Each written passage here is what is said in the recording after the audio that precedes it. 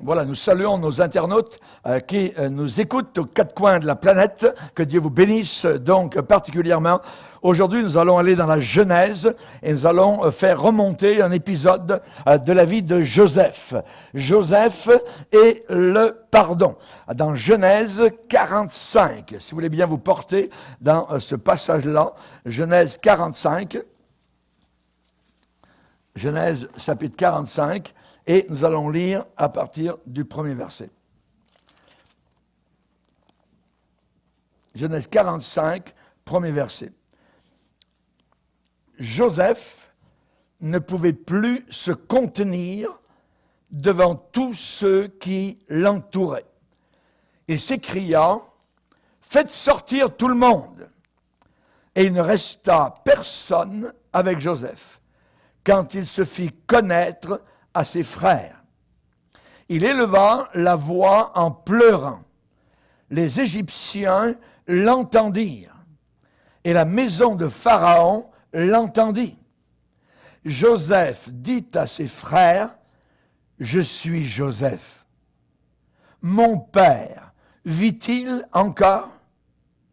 Mais ses frères ne purent lui répondre, car ils étaient troublés en sa présence. Joseph dit à ses frères, « Approchez-vous de moi. » Et ils s'approchèrent. Il dit, « Je suis Joseph, votre frère, que vous avez vendu pour être mené en Égypte. Maintenant, ne vous affligez pas et ne soyez pas fâchés de m'avoir vendu pour être conduit ici. Car c'est pour vous sauver la vie que Dieu m'a envoyé devant vous. Voilà 2 ans que la famine est dans le pays, et pendant 5 années encore, il n'y aura ni labour ni moisson. Dieu m'a envoyé devant vous pour vous faire subsister dans le pays et pour vous faire vivre par une grande délivrance. Ce n'est donc pas vous qui m'avez envoyé ici, mais c'est Dieu. Il m'a établi père de Pharaon, c'est un titre honorifique, maître de toute sa maison et gouverneur de tout le pays d'Égypte. Amen. Seigneur, nous voulons te bénir. Seigneur, nous sommes devant toi, toi le grand Dieu réel, le Dieu transcendant, le Dieu de l'éternité, le Dieu créateur. Et nous te bénissons, Seigneur, de nous rappeler aujourd'hui l'histoire de Joseph. Joseph qui a ressemblé tellement à ton Fils bien-aimé, à Jésus-Christ. Nous te demandons de nous aider à comprendre la parole. Dans le nom puissant de Christ Jésus, nous prions cela. Amen. Et tout le peuple dit Amen. Gloire à Dieu. On peut s'asseoir, frères et sœurs. Alléluia. Joseph et le pardon. Vous savez que Jésus a parlé du pardon. Il a dit, si vous pardonnez aux hommes leurs offenses, votre Père céleste vous pardonnera aussi. Mais si vous ne pardonnez pas aux hommes, votre Père ne vous pardonnera pas non plus vos offenses. C'est assez direct, c'est assez, je dirais, clair, et nous avons besoin de nous plonger aujourd'hui dans une histoire de pardon. L'histoire de Joseph et du pardon. Et vous savez que, d'une certaine manière, les caméras de télévision d'Hollywood n'auraient pas pu filmer un moment plus dramatique que ce moment-là. C'est un moment merveilleux pour Joseph. La scène se passe au palais d'Égypte, palais royal de Pharaon. Et le premier ministre de l'Égypte, c'est un Hébreu. C'est Joseph. Ceux qui sont là et qui assistent à la scène, tout est entouré de beauté, d'élégance, de marbre du palais royal. Les hommes qui sont là devant le trône, cette journée-là, de toute évidence, ce ne sont pas des gens égyptiens. Ce sont des étrangers. Ils ne sont pas très bien habillés. Ils sont assez agités. Ils se retrouvent devant le plus grand monarque de toute l'Égypte, l'homme sur le trône. Et nous avons l'homme qui est sur le trône. Celui qui est sur le trône, en contraste, est très bien habillé, superbement habillé, et lui aussi semble être sous un choc émotionnel. Les étrangers se demandent, sont là au pied de ce grand monarque,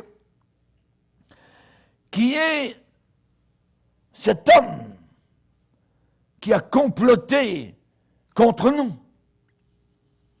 Qu'est-ce que ce puissant d'Égypte a à faire avec nous? La réponse arrive rapidement.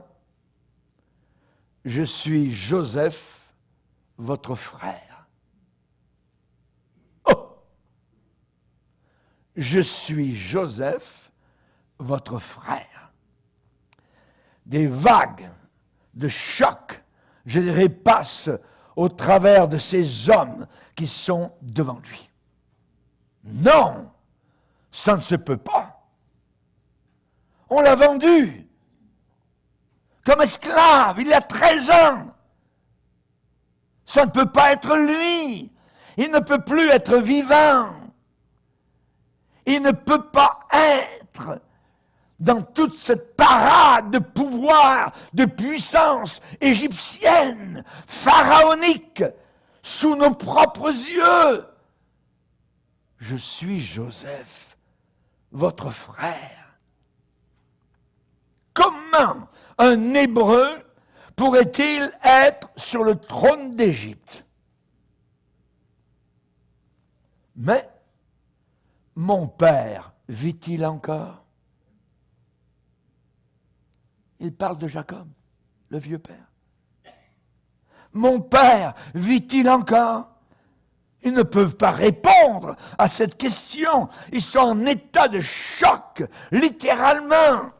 L'homme devant eux, c'est celui qu'ils ont vendu, qu'ils haïssaient, avec qui ils ne pouvaient pas parler un seul brin d'amour. Il y a 13 ans. Mon père vit-il encore?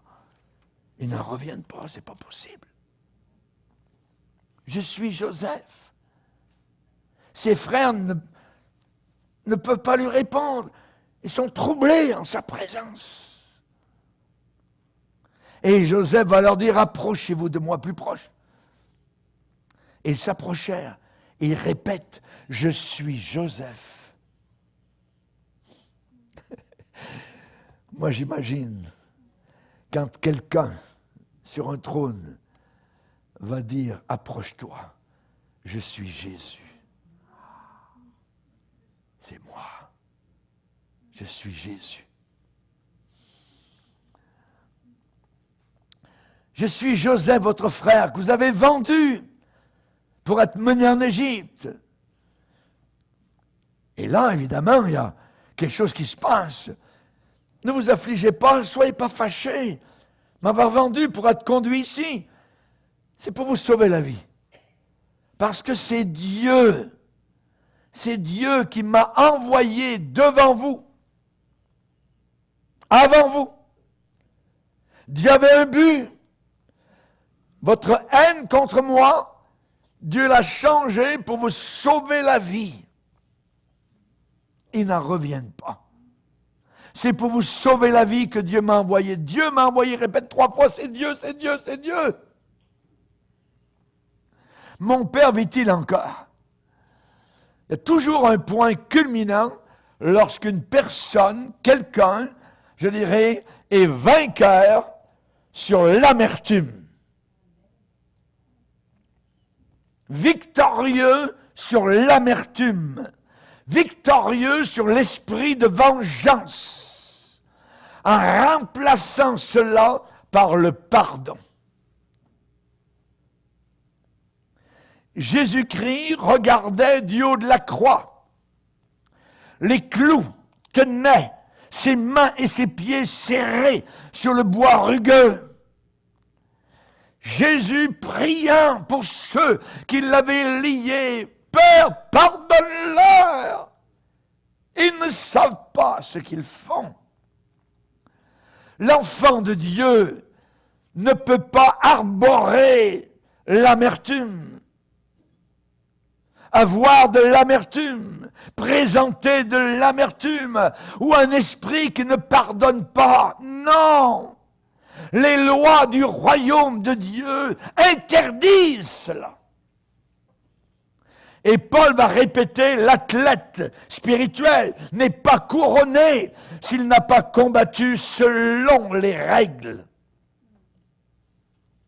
Interdit d'avoir de l'amertume ou un esprit de vengeance dans l'Église. Premièrement, l'amertume gaspille la vie. Ça gaspille la vie. Tout le monde a été blessé par quelqu'un d'autre, dans une certaine mesure. C'est la raison pour laquelle Paul parle « Revêtez-vous de toutes les armes de Dieu ». Satan lance ses flèches pour qu'on soit amer, pour qu'on ait le goût de vinaigre. J'ai raison d'être amer, j'ai raison de me venger. C'est diabolique, cet esprit-là. Une armure est utilisée dans la bataille où les soldats sont parfois blessés et même tués. Un chrétien va développer rapidement des tissus pour les cicatrices. Il faut permettre à la blessure de cicatriser et non pas de suppurer son pu en esprit. Cela est mortel. Mortel. Un corps qui a été blessé sera rapidement guéri. Mais un esprit peut lentement et sûrement mourir à l'intérieur à cause de l'amertume. L'amertume a fait que des églises ont été divisées. C'est diabolique. L'amertume a fait que des familles ont été déchirées. C'est diabolique. L'amertume a fait que de bons amis se sont trouvés un jour totalement séparés. Les maris et les épouses ne peuvent pas survivre très longtemps sans s'attaquer à ce problème d'amertume. Tout le monde peut être blessé, tôt ou tard, un jour ou l'autre. Mais on n'a pas besoin de permettre, je dirais, à l'amertume de continuer à suppurer au fond de notre cœur. C'est du gaspillage, c'est du perdu. C'est une perte, tout le temps. La personne qui arbore l'amertume, qui montre de l'amertume, il y a une colère intérieure, la personne en veut à quelqu'un d'autre. C'est terrible, c'est contre quelqu'un d'autre. Et généralement, l'autre partie n'en est même pas consciente. C'est arrivé souvent. Il ou elle, cette personne qui n'en est pas consciente, ne ressent même pas le venin. Mais c'est la personne qui en veut, qui est envenimée et qui descend.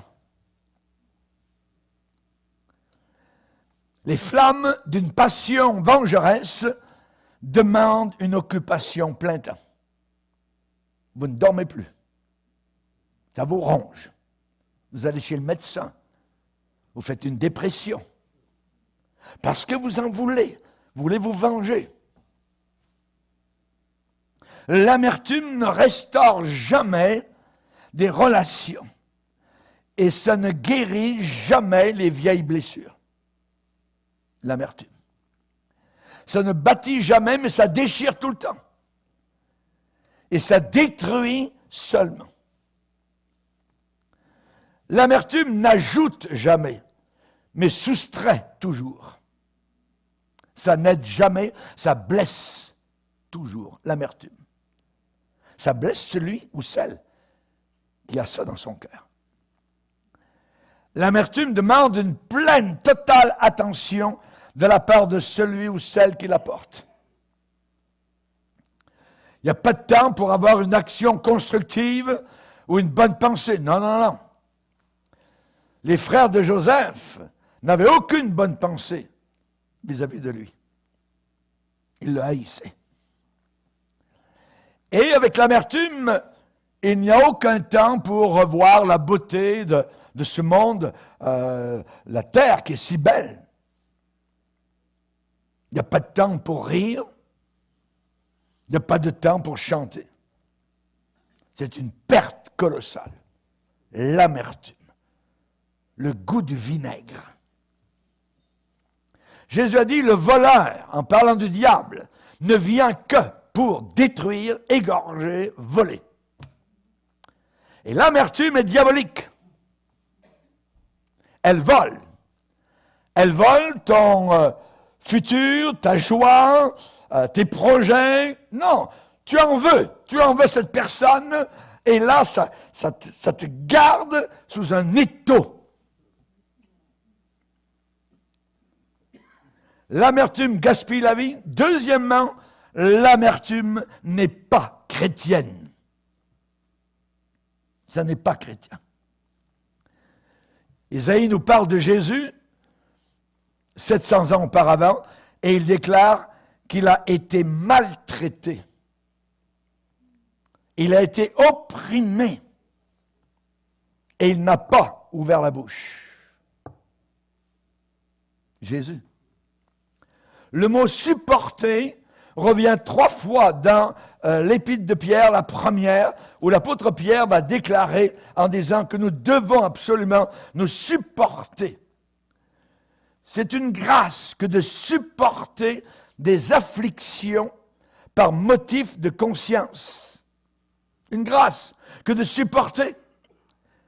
Quand on souffre, écoutez bien le mot, injustement. Quand on souffre injustement, c'est une grâce que de supporter les afflictions. Quand on souffre injustement. Quelle gloire y a-t-il à supporter de mauvais traitements pour avoir commis des fautes? Mais si vous supportez la souffrance lorsque vous faites ce qui est bien, c'est une grâce devant Dieu. Et ensuite, Pierre va tirer directement l'exemple de Jésus. Lui qui injuriait, ne rendez pas d'injure. Il ne rendait pas d'injure. Maltraité, ne faisait pas de menaces, mais s'en remettait à celui qui juge avec justice. Jésus, grand exemple. Quelles ont été les réactions de Jésus à une stimulation extérieure contre lui, contre sa vie, contre sa personne, contre son enseignement? Pas de menaces. Injurié, rendait pas d'injure. Traité mal, maltraité, ne faisait pas de menaces. Il s'en remettait à son Père. Jésus n'a jamais réagi à une blessure reçue. Comment a-t-il réagi? Par l'amour. Par l'amour. Il est allé jusqu'à toucher ceux qui l'opprimaient. C'est la grâce. Il était la grâce incarnée. Un amour étonnant. Vous vous rappelez quand l'apôtre Pierre a pris son épée et a tranché une oreille? L'oreille tombait par terre. Ça saignait. L'homme s'appelait Malchus. C'est écrit dans la Bible. Jésus a guéri l'oreille de Malchus. Malchus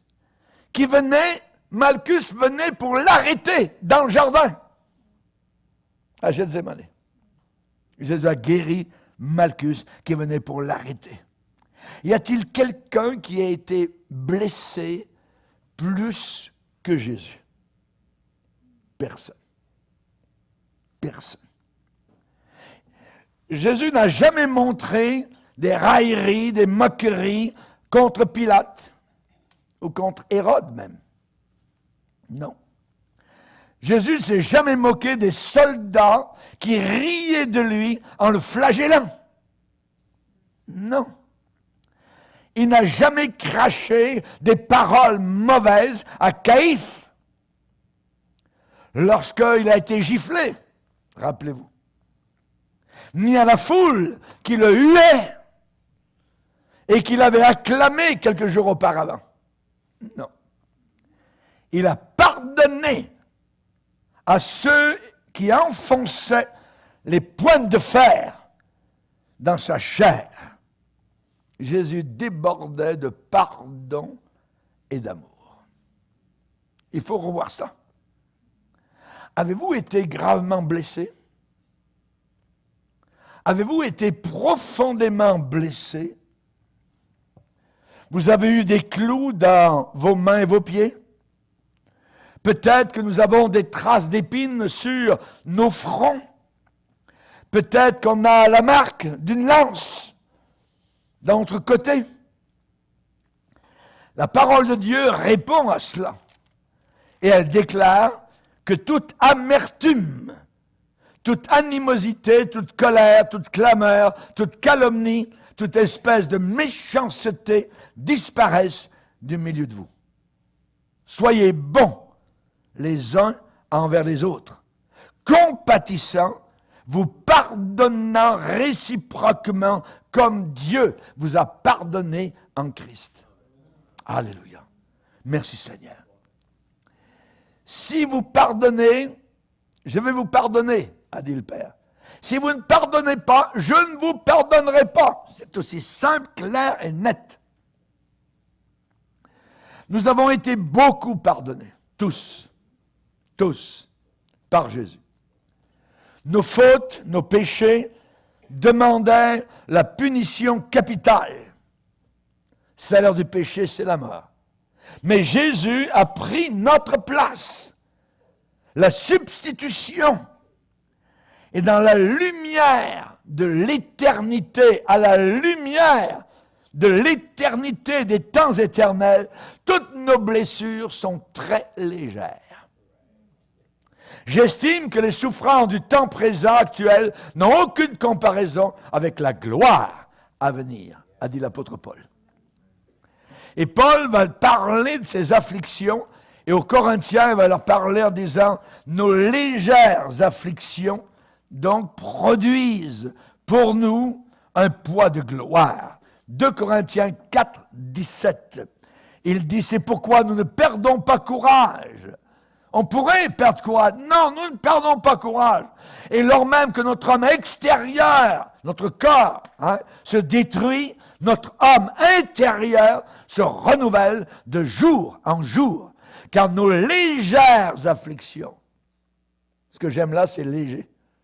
Nos légères afflictions. Et il y en a qui vivent des choses terribles, mais c'est quand même léger. Nos légères afflictions du moment actuel produisent pour nous, au-delà de toute mesure, un poids éternel de gloire. Affliction légère, poids éternel de gloire. Alléluia. Merci Seigneur. Merci Seigneur. Que Dieu soit glorifié. L'amertume gaspille la vie. Deuxièmement, l'amertume n'est pas chrétienne. Troisièmement, l'amertume est très chère. Ça coûte très cher. Le prix est très élevé. Joseph a reçu beaucoup plus de plaisir dans ses années de communion ensuite avec ses frères que s'il avait boudé dans l'ombre. En les voyant, là vous allez me le payer. Hein?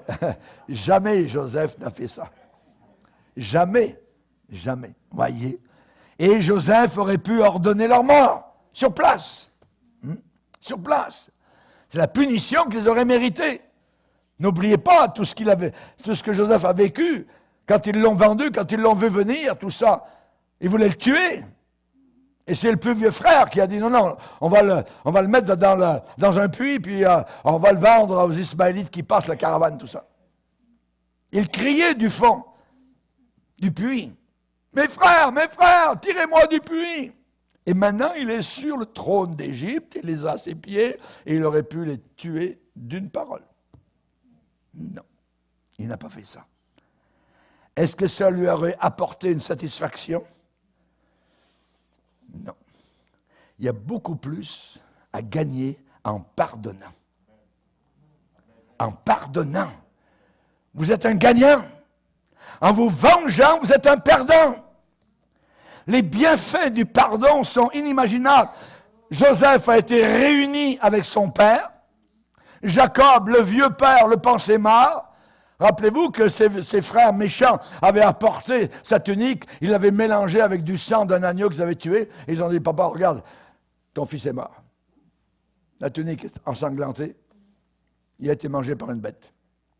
Et le vieux père n'en revenait pas, il s'est déchiré les cheveux, il déchiré ses vêtements, s'est jeté par terre, il aimait son fils Joseph.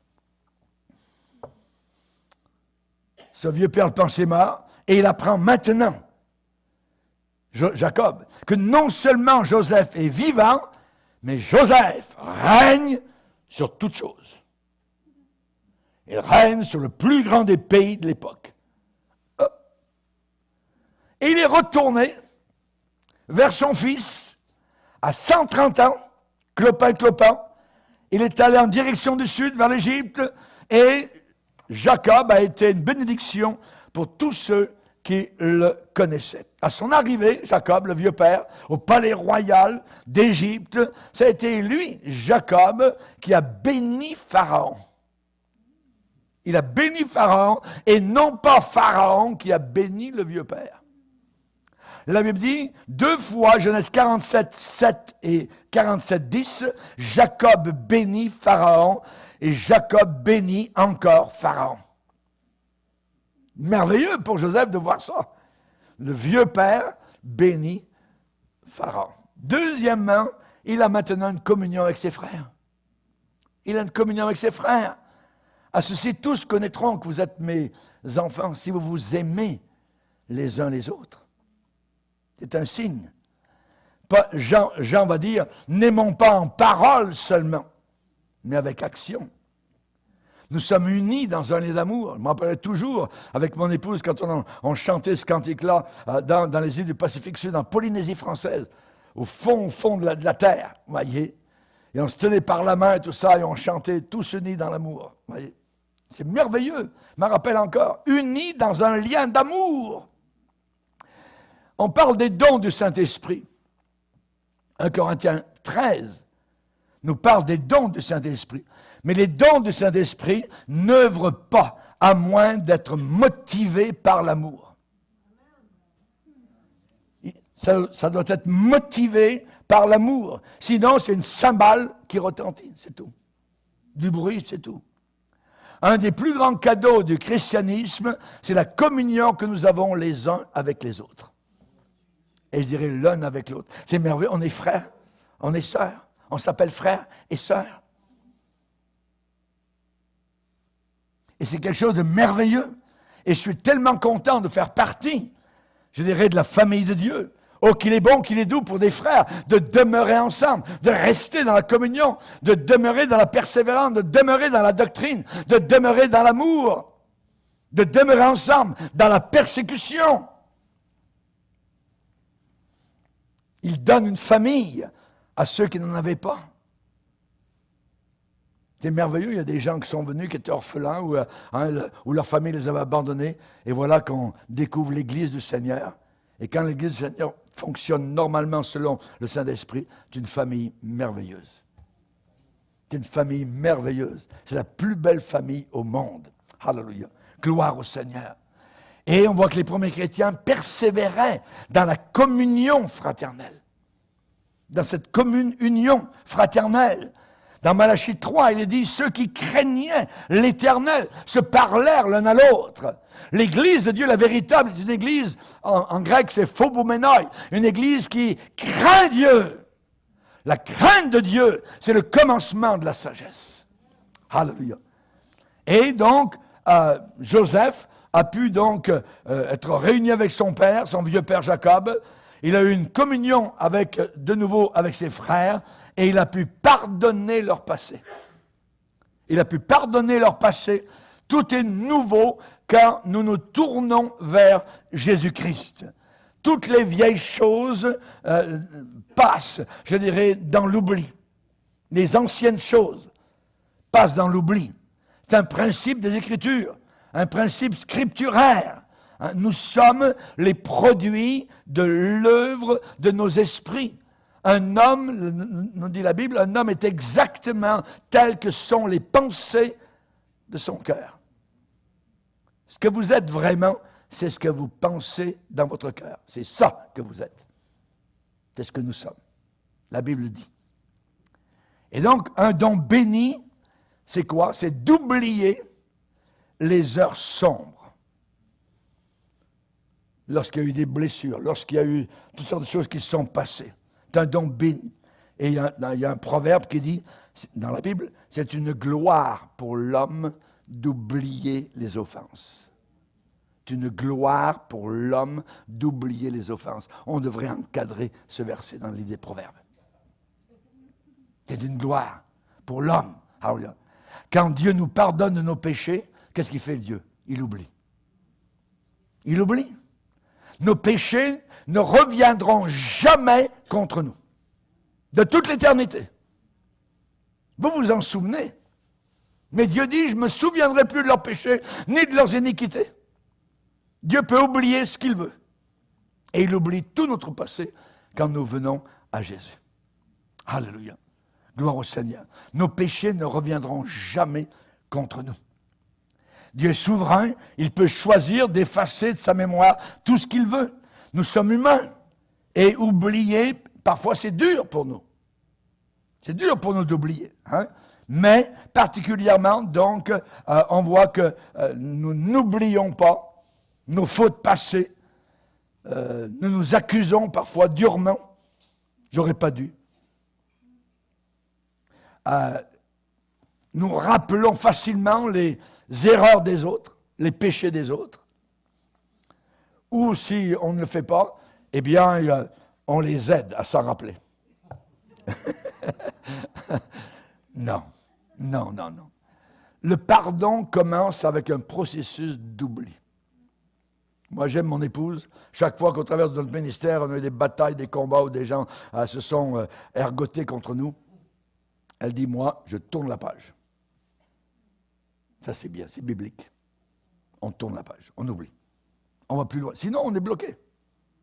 Et si on va aller plus loin, il faut tourner les pages. On oublie. C'est une vertu guérissante. Une vertu guérissante.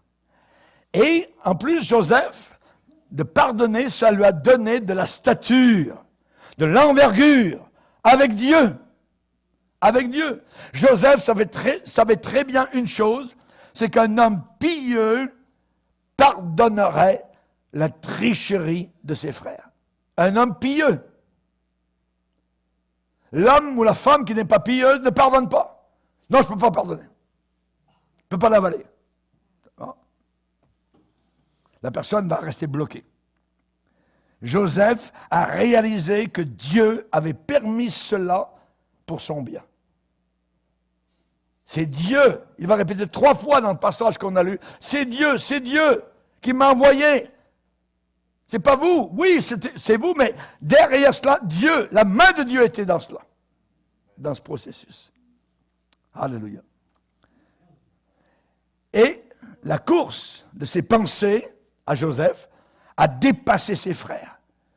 Ses frères ne sont plus coupables à ses yeux. Sont plus coupables. Ses frères sont devenus les instruments entre les mains d'un Dieu souverain. Dieu savait ce qui allait arriver, la famine de 7 ans qui allait venir en Égypte, et Dieu voulait sauver cette famille. Merci. C'est Dieu, 3 fois. Joseph, par cette expérience qu'il a passée avec brio, Joseph a été moulé, formé pour devenir un chef mondial, un leader mondial. Rien n'arrive ici-bas sur cette planète que Dieu ne voit pas. Tout est vu de Dieu. Il prend soin de tout.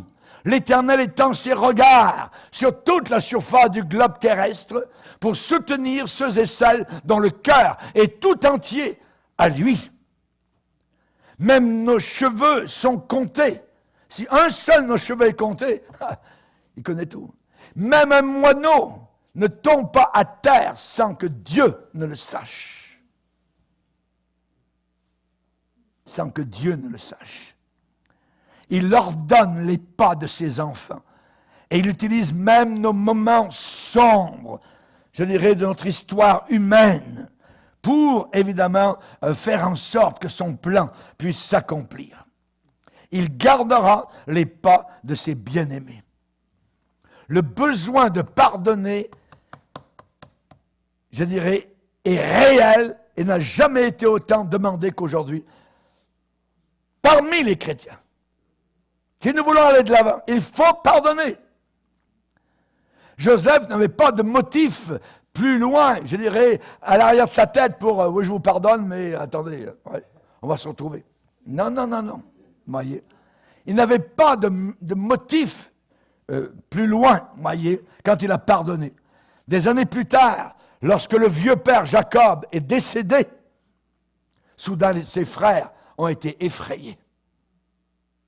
Pourquoi? Regarde, on va le lire. Ses frères ont été effrayés. Dans Genèse 50, verset 15,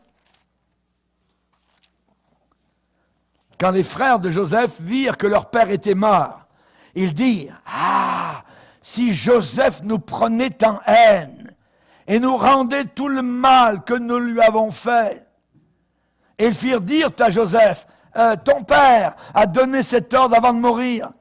Vous parlerez ainsi à Joseph. Oh, pardonne le crime de tes frères. Mais il leur a déjà pardonné, mais il ne croit pas.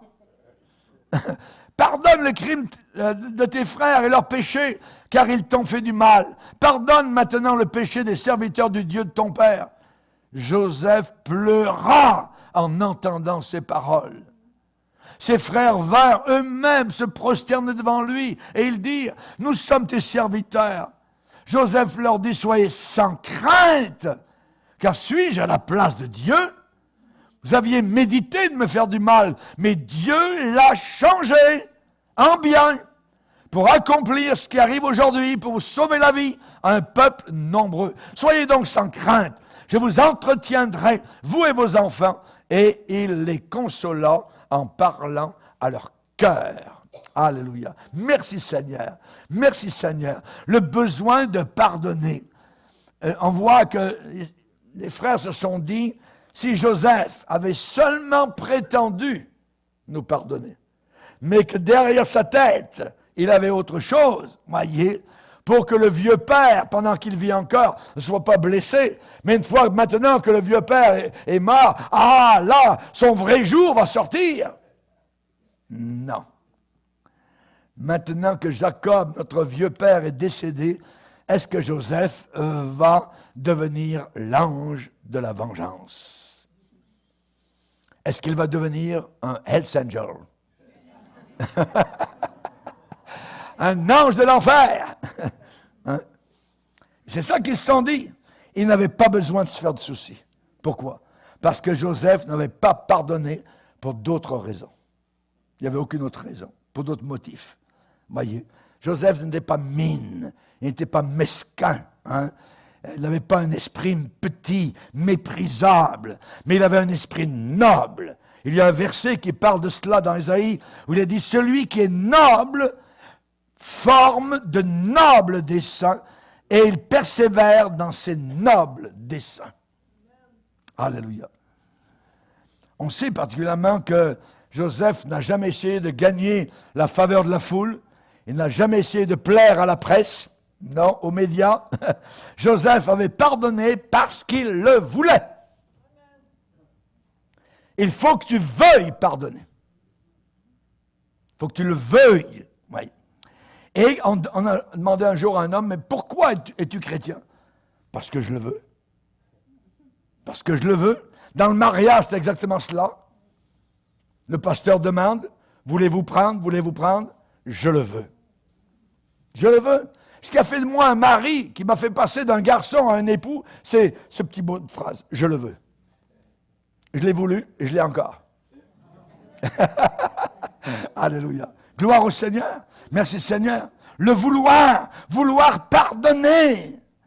Nous pouvons être ce que nous voulons être. Si nous voulons pardonner, le pardon vient facilement. Facilement. Jésus a dit à la ville de Jérusalem, je voulais vous rassembler comme une poule rassemble ses poussins. Vous ne l'avez pas voulu. Vous n'avez pas voulu. Dieu ira jamais contre notre volonté. Il ne forcera pas le bras par derrière. Tu vas me suivre, non, non, non. Non, non. Absolument pas. Il va respecter notre liberté. Amen. Et par exemple, je dirais, il faut demander pardon, je dirais, à ceux qui nous ont offensés. Mais je n'irai pas demander pardon aux catholiques d'avoir connu la vérité. Ça serait tordre la vérité.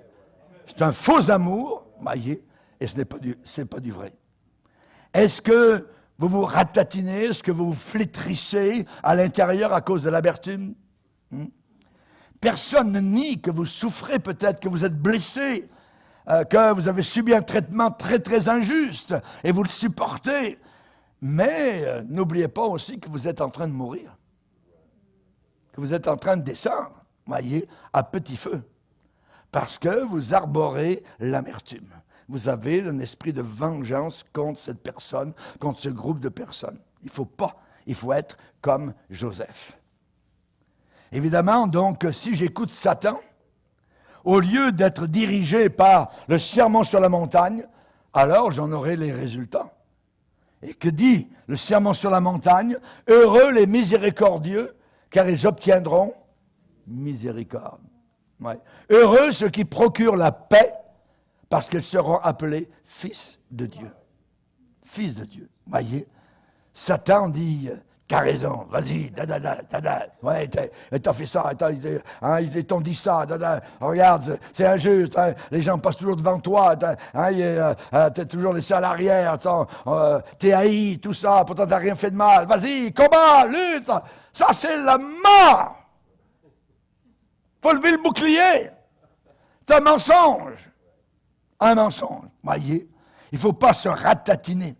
Et Jésus nous a instruits à dire, pardonne-nous nos offenses, comme nous aussi nous pardonnons à ceux qui nous ont offensés.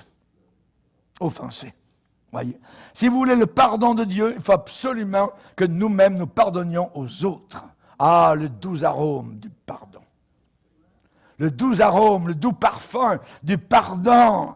Il faut le respirer profondément. Et où est-ce qu'on le respire le plus? C'est ici, à la croix du Calvaire.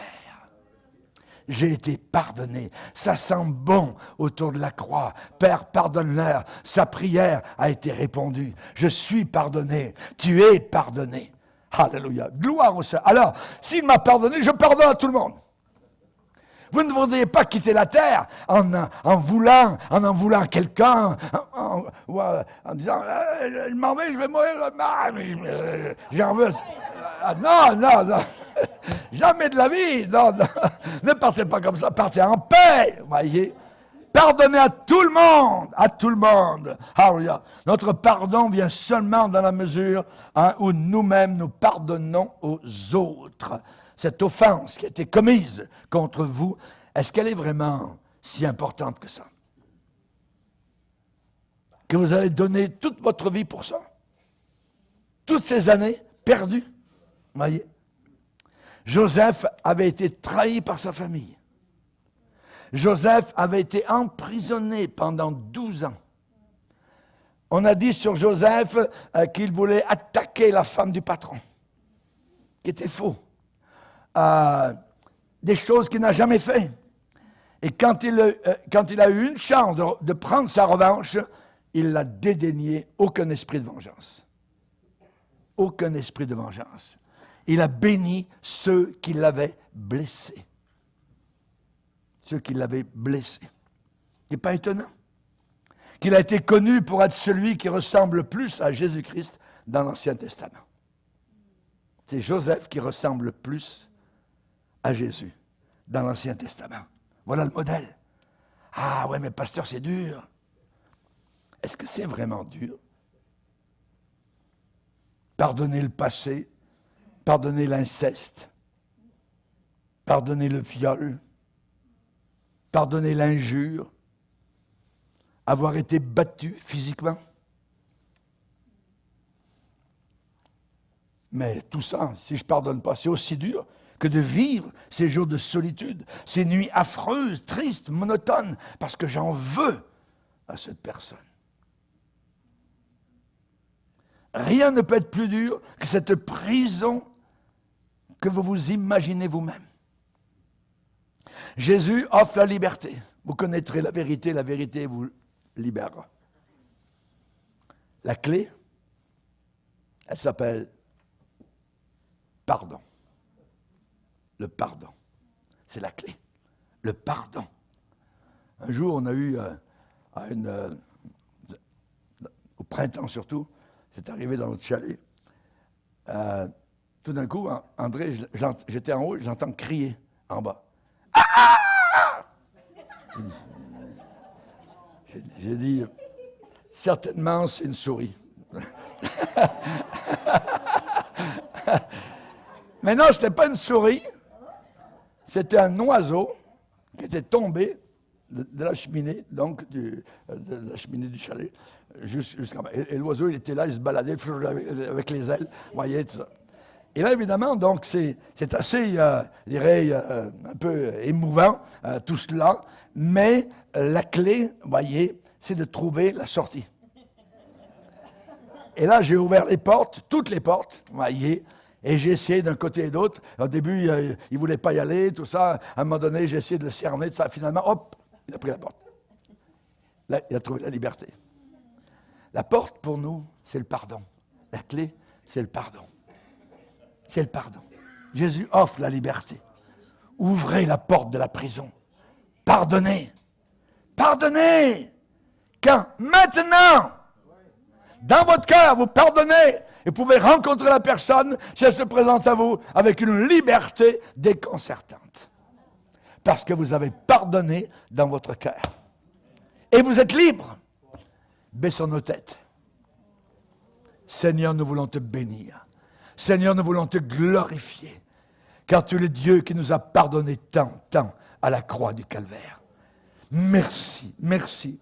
À notre tour, Seigneur, nous ne voudrions pas quitter cette terre en ayant un esprit de vengeance, de rancune, d'amertume qui brise notre élan, nos rêves, nos rires, nos joies, nos projets. Nous te demandons, Seigneur Jésus, que nous puissions avoir cette capacité que tu nous as accordée de pardonner à ceux qui nous ont offensés.